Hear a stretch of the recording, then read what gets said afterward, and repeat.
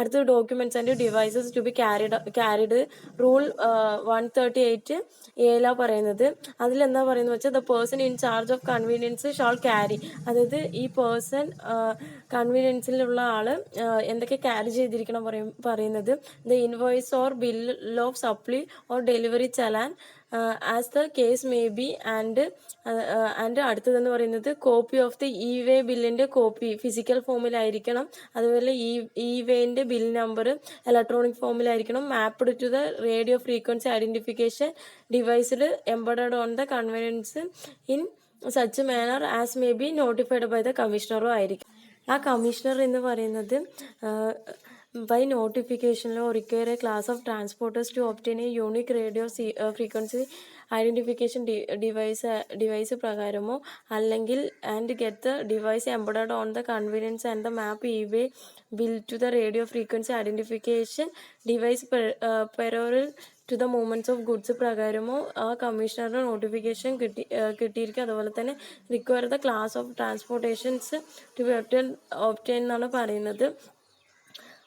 അത് പിന്നെ പറയുന്നത് ക്ലോസ് ബി പ്രകാരം it is not applicable to movement of goods by rail or by air or vessel. അതായത് clause B പ്രകാരം ഗുഡ്സിൻ്റെ മൂവ്മെൻ്റ് എന്ന് പറയുന്നത് റെയിൽ പ്രകാരമോ അല്ലെങ്കിൽ എയർ പ്രകാരമോ അല്ലെങ്കിൽ വെസൽ പ്രകാരമോ നടത്താൻ പാടില്ല എന്നാണ് പറയുന്നത്. In the case of imported goods ആണെങ്കിൽ the person in charge of convenience shall also carry a copy of the bill entry filed by the importer of such goods എന്നാണ് പറയുന്നത്. അടുത്തത് 4.6 ഇ വേ ബില്ലാണ്. E way ബില്ലെന്ന് പറയുന്നത് goods and services tax ആക്ടിൻ്റെ section 68 വരുന്നത് specified ചെയ്തിട്ടുള്ളത്. Rule 38 പ്രകാരമാണ്. Charge of the consignment of value എന്ന് പറയുന്നത് 50,000 കൂടുതലാണെങ്കിൽ ട്രാൻസ്പോർട്ടർ ഒരു ഡോക്യുമെൻ്റ് കീപ്പ് ചെയ്യണം. ഈ ഡോക്യുമെൻ്റാണ് ഇ വേ ബില്ലെന്ന് പറയുന്നത്. GST കോമൺ പോർട്ടലിൽ നിന്നും ഇ വേ ബില്ല് ജനറൽ ചെയ്യാൻ പറ്റും. എങ്ങനെയാണ് വെച്ചാൽ by registered person transporter who cause movement of goods of consignment before commencement of such a movement after uploading the required information. The unregistered ട്രാൻസ്പോർട്ടേഷനിലേക്ക് common പോർട്ടലിൽ enrol ചെയ്യാനും e way bill generate ചെയ്യാൻ കഴിയുകയാണെങ്കിൽ movement of goods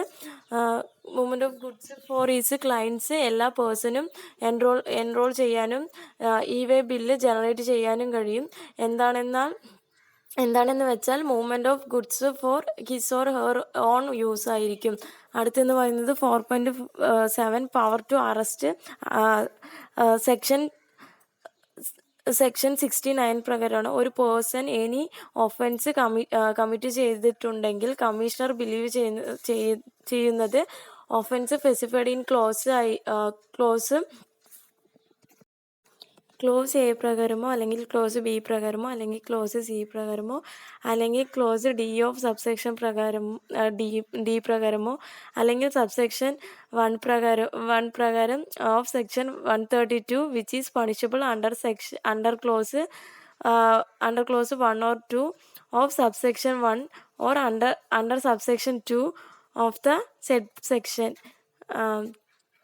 ആ വ്യക്തി order or authorised any officer of the central to arrest ആയിരിക്കും. രണ്ടാമത്തെന്ന് പറയുന്നത് വേറെ person is arrested under subsection 1 പ്രകാരമോ അല്ലെങ്കിൽ for an offence specified under subsection 5 പ്രകാരമോ അല്ലെങ്കിൽ സെക്ഷൻ 132 പ്രകാരമോ the officer authorised to arrested the person. ആ ഓഫീസർക്ക് ആ പേഴ്സണെ അറസ്റ്റഡ് ചെയ്യാൻ പറ്റുന്ന പറയുന്നത് shall inform such person of the grounds of the arrest. അത് ഇൻഫോം ചെയ്തിരിക്കണം. ആ ഗ്രൗണ്ട്സിലുള്ള അറസ്റ്റ് എന്ന് പറയുന്നത് ഇൻഫോം ചെയ്തിരിക്കണം. And producer in before a magistrate within 24 hours 24 മണിക്കൂറിന് മുമ്പിൽ മജിസ്ട്രേറ്റിന് മുമ്പിൽ ഹാജരാക്കണം എന്നാണ് പറയുന്നത്.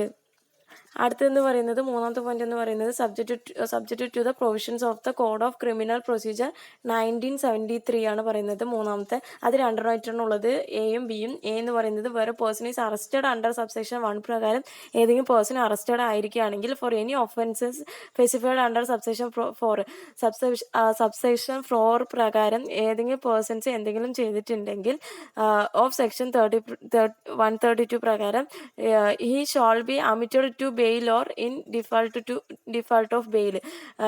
ബെയിലിന് അപേക്ഷിക്കുകയോ ചെയ്യുക അല്ലെങ്കിൽ ഡിഫാൾട്ട് ചെയ്യുകയോ ചെയ്യുക. Forward to the custody of the magistrate മുമ്പത്ത്.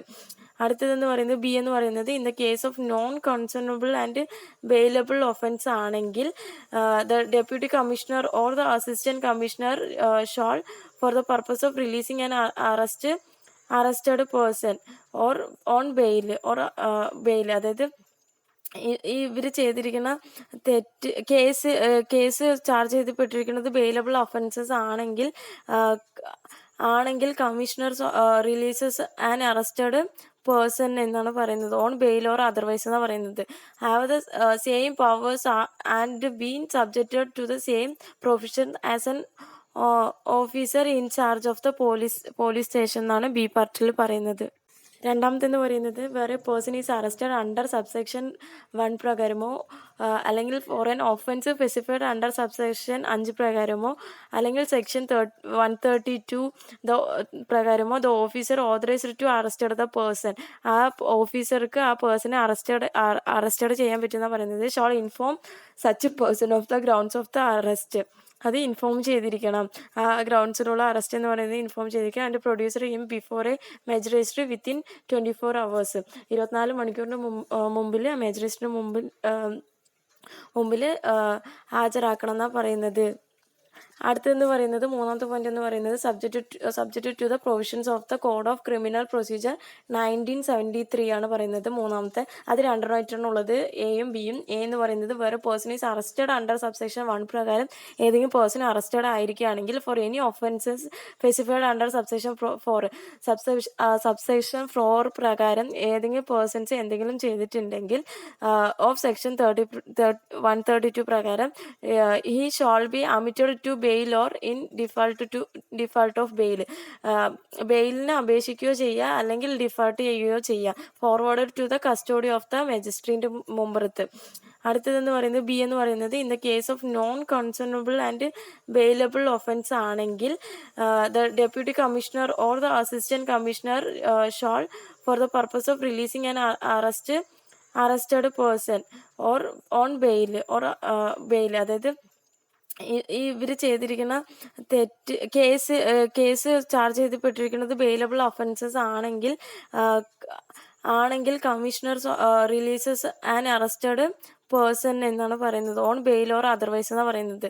Have the same powers and been subjected to the same profession as an officer in charge of the police station എന്നാണ് ബി പാർട്ടിൽ പറയുന്നത്. അടുത്തതെന്ന് പറയുന്നത് പവർ ടു സമൺ സെക്ഷൻ 17 പറയുന്നത്. ഇതിൽ വരുന്ന 2 point എന്ന് പറയുന്നത് first point the proper officer under this act shall have the power to summon any persons. അതായത് ഈ ആക്ട് പ്രകാരം ഏതെങ്കിലും പേഴ്സണിനെ സമൺ ചെയ്യാനുള്ള പവർ ഉണ്ടെന്നാണ് പറയുന്നത്. Any person whose attendance he consider necessary either to give evidence കൊടുക്കുകയോ എവിഡൻസ് പ്രകാരമോ അല്ലെങ്കിൽ produce and document or any other things in an enquiry. എന്തെങ്കിലും ഡോക്യുമെന്റ് കൊടുക്കുകയോ അല്ലെങ്കിൽ ആ എൻക്വയറിയായിട്ട് സംബന്ധിച്ച വല്ല തിങ്സ് കൊടുക്കുകയോ അല്ലെങ്കിൽ in the same manner as provided in the case of civil court under the provisions code of the civil procedure 1908 എന്നാണ് പറയുന്നത്. രണ്ടാമത്തെന്ന് പറയുന്നത് every such enquiry referred in subsection 1 പ്രകാരം shall be deemed to a judicial proceeding ആയിരിക്കും with the meaning of section 193 പ്രകാരം and section 228 of the Indian penal code എന്നാണ് പറയുന്നത്. അടുത്തത് 4.9 എന്ന് പറയുന്നത് access to the business premises section 71 ആണ്. അതിൽ പറയുന്നത് any officer under this act authorised by the proper officer not below the rank of the joint commissioner shall have the access to any place of the business of registered person. അതായത് ഏതെങ്കിലും അവർക്ക് any place എന്ന് പറയുന്നത് business ചെയ്യാനുള്ള any പ്ലേസിലും registered person inspect books of accounts. എന്തൊക്കെ inspect ചെയ്യണമെന്ന് വെച്ചാൽ അക്കൗണ്ട്സ് ഉണ്ടാവണം, books of accounts, documents, computer programs, computer software either installed in computer or otherwise of and such other things as be ഈ require ആയിട്ടുള്ളത്. പിന്നെ ഈ സംഭവങ്ങളൊക്കെ എന്ത് പറയണം, ആക്സസ് ചെയ്തിരിക്കണം എന്നാണ് പറയുന്നത്. Which may be available to such place എന്നാണ് പറയുന്നത്. ഇതൊക്കെ അവൈലബിൾ ആയിരിക്കണം for the purpose of carrying out and ഓഡിറ്റോ, ഒരു ഓഡിറ്റോ അല്ലെങ്കിൽ സ്ക്രൂണിറ്റിയോ വെരിഫിക്കേഷനോ ചെക്ക് ചെയ്യാനോ അല്ലെങ്കിൽ സേഫ് ഗാർഡ് യൂസ് ചെയ്യാനോ ഇൻട്രസ്റ്റ് ഓഫ് റവന്യൂ ഇതൊക്കെ നോക്കാൻ വേണ്ടിയിട്ട് മറ്റേതെല്ലാം ക്യാരി ചെയ്തിരിക്കണം എന്നാണ് പറയുന്നത്. ഇതിൻ്റെ രണ്ടാമത്തെ പോയിന്റ് എന്ന് പറയുന്നത് person in charge of the place referred to subsection 1 പ്രകാരം shall on demand make available the following documents to the proper officer or to the audit party deputed എന്നാണ് പറയുന്നത്. അതിൽ പറയുന്ന പോയിന്റ്സ് ആണ്. ഒന്നാമത്തെ പോയിന്റ് എന്ന് പറയുന്നത് such records as prepared or maintained by the registered person and declared to the proper officer in such manner as may be prescribed. പിന്നെ trial balance, പിന്നെ audit, annual financial statement, cost audit report, പിന്നെന്ന് പറയുന്നത് income tax audit report, പിന്നെ ഇനി other relevant record എന്നാണ് പറയുന്നത്. അടുത്ത് 4.10 assistance of other government officers എന്ന് പറയുന്നത് സെക്ഷൻ 72 പ്രകാരം GST ആക്ട് പെർമിറ്റ് ചെയ്യുന്നത് എന്തിനാണെന്ന് വെച്ചാൽ to take assistance from the following ആയിട്ടുള്ള government officers for the proper implementation of the act. അത് ഏതൊക്കെ വെച്ചാണ് all officers of police, railway officers, custom officers engaged in collection of land revenue, officers of state or union territory tax, other officers notified by the government എന്ന് പറയുന്നത്. ഇതോടെ എൻ്റെ topic കഴിഞ്ഞു. Thank U.